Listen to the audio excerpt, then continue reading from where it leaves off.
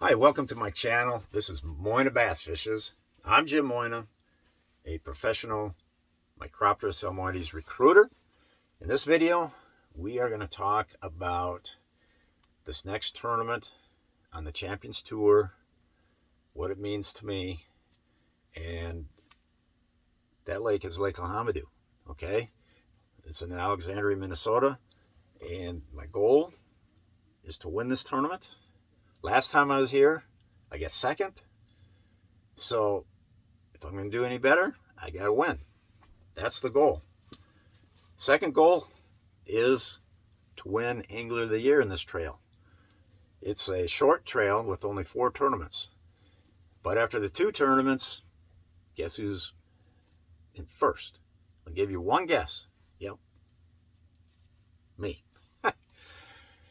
So the goal is to stay there, and that'd just be really cool to do that.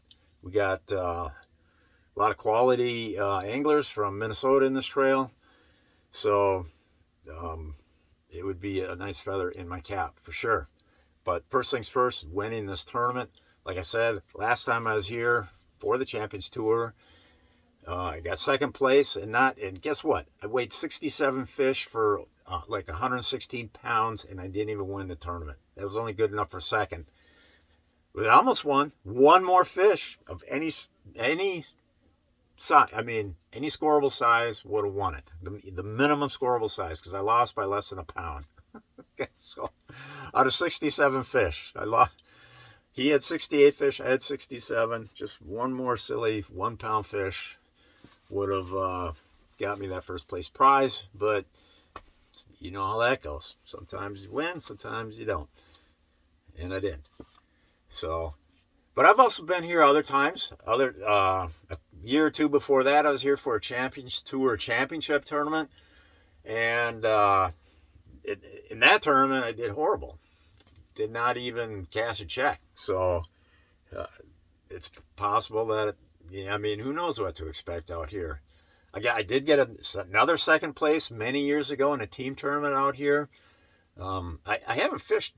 I mean, over the years, I've probably fished maybe, I don't know, 6 or 7 times on this lake. So it's not like I'm my, regular here. But over the years, I've been here. But I remember many years ago, Joe, it was a team tournament, Joe Thron and myself got a second place out here. And I guess I'll never forget it because I still remember it, even though this was back in the 90s.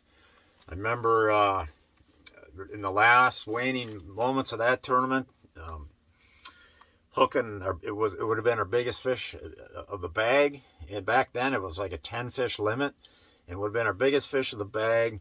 And I hooked the fish up in some shallow cover, reeled them up close to the boat, and the fish literally got off like 3 inches from the rim of the net. I mean, he was just reaching out with the net, and he had a pretty good reach on it already. And it was just, the fish flopped and splashed and struggled, and bye fish, and we barely lost. I can't remember what the weights were back then, but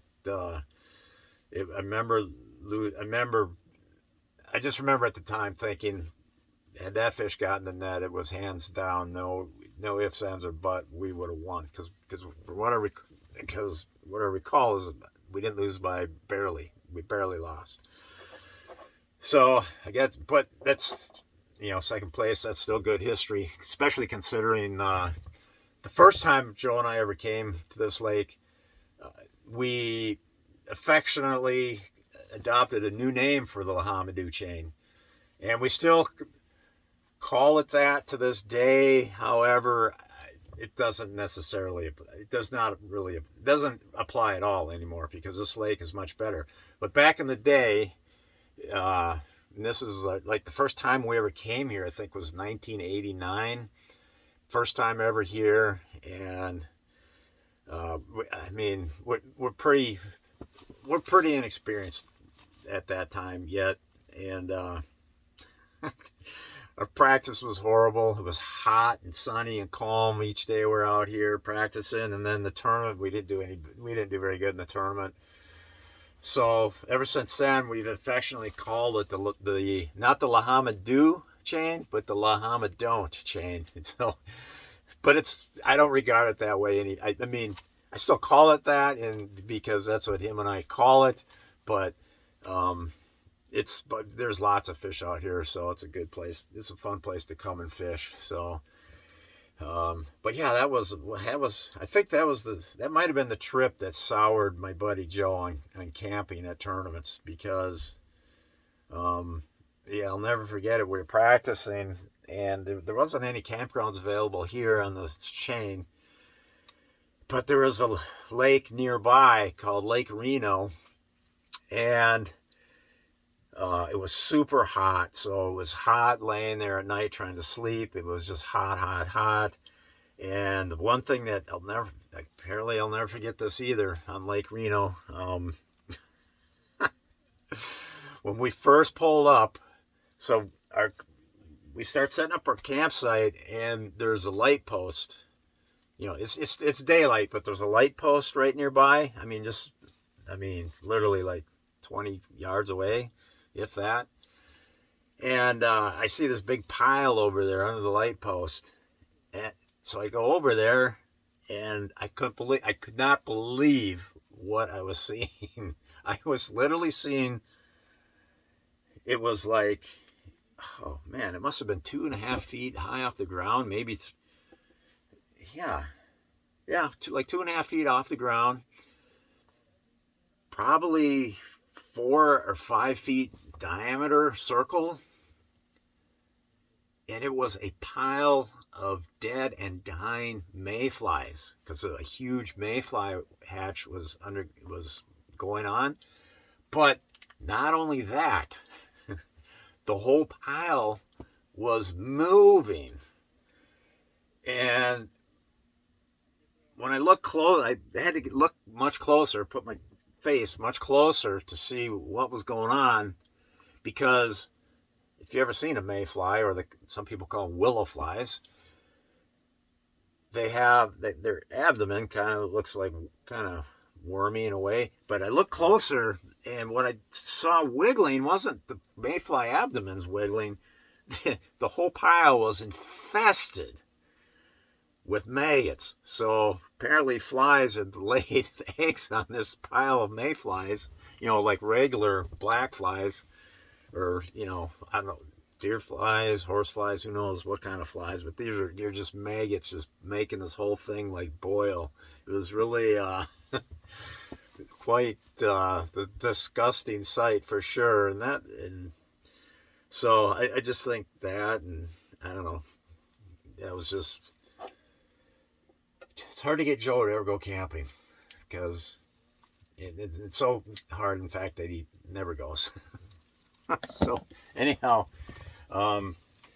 yeah, so that's that was some trying fishing back then, but because we didn't know how to fish this lake, really didn't know how to do it. I do remember catching one over 5 pounds in practice. It was like one of like 3 fish I caught that day. But yeah, that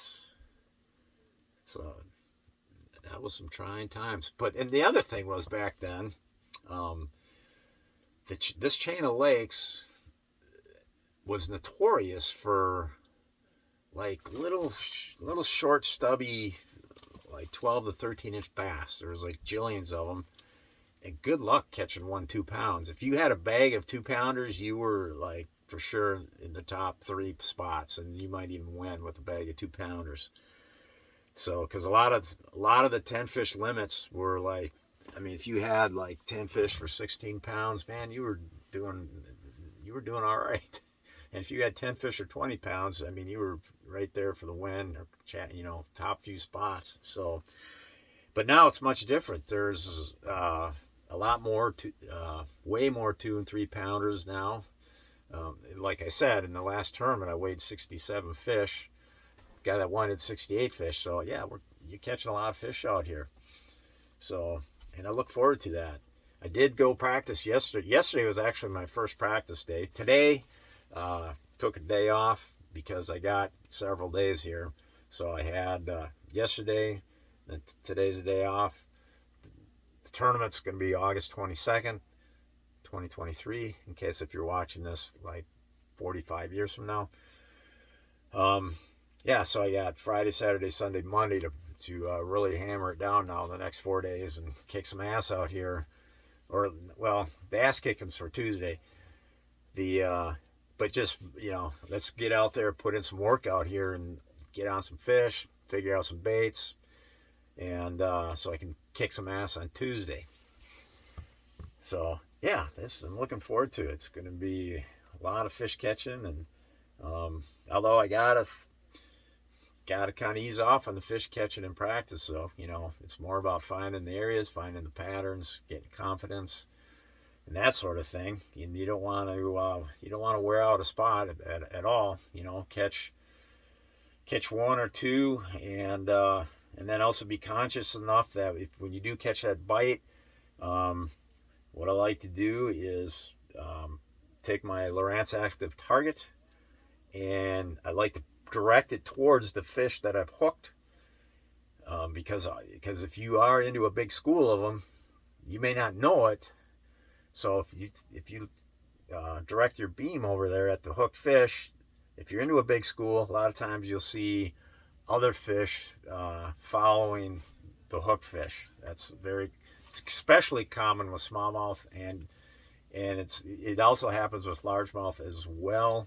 Especially if you got a big school of them, then they just can't help themselves. They got to check it out. So that is something important that I got. It's something I'm trying to train myself to do, and it's sometimes I just forget. It's like I get the bite and just reel the fish in, boat flip them. Before I boat flip them, look around, make sure none of my competitors are around, because I don't want to give away the spot, and boat flip them, unhook them, throw them back. But it's kind of important to beam them with that active target, and is there just no fish there? But even if I don't see a fish chasing the one I've hooked, I will throw back at the spot to see if I can't get another one, because who knows.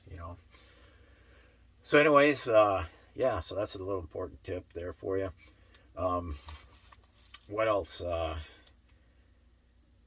Looking forward to it. Yesterday was super windy. I got hey guys, yesterday was my first day fishing in a new boat. It's the Ranger Z519, powered by a Mercury 225 horsepower Pro XS. So that was exciting to test that boat out. In fact, maybe I'll do a walkthrough on that boat. So anyways, that's about it from Alexandria, Minnesota, and the Le Homme Dieu chain. So I don't know, I'll be checking in with you guys and give you some updates and reports. And of course, when the tournament happens, I'll let you know how that goes.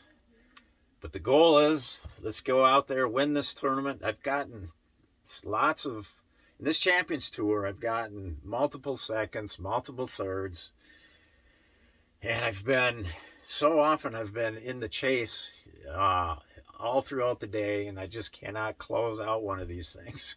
So, or the problem is I'll have one really, really good half, because they do this tournament in halves. I'll have one really, really good half, and then the second half will be just a bomb. So if I could put two really good halves together, eliminate the downtime. Just when you hit those lulls, man, those crush you, because you just start dropping in the standings. So try to figure out some patterns that you don't get the lulls, and make good decisions, and who knows, win the tournament. But lot's got to go right. There's a lot of good anglers out there. Parity in sports it's across the board, man. You look at the big four major sports. There seems to be more parity ever there. College hoops, college football seems more parity than ever, especially in the college hoops. And in pro fishing, same thing. There's just a lot of well-rounded anglers out there, way more than there used to be. So look, everything's got to go right. to win a tournament. So we're going to win this tournament, and we're going to get a lot of, that's the goal. Get bank a bunch of more Angler of the Year points, and hopefully on the 4th tournament, nail that down. Angler of the Year, nice feather in the cap. Last year I was second in Angler of the Year on this trail, so this year maybe we can take it down. Anyways, I've gone on long enough with this, and thanks for watching. I really appreciate that. Hope you guys learned something. Maybe you're entertained somehow. I don't know. Maybe you fell asleep. I make videos for which you are supposed to fall asleep. I haven't done one of those for a while, but might have to do. That's kind of, I save that. I usually save those for the colder months of the year when I've got nothing to do. So anyhow, again, thanks for watching. Over.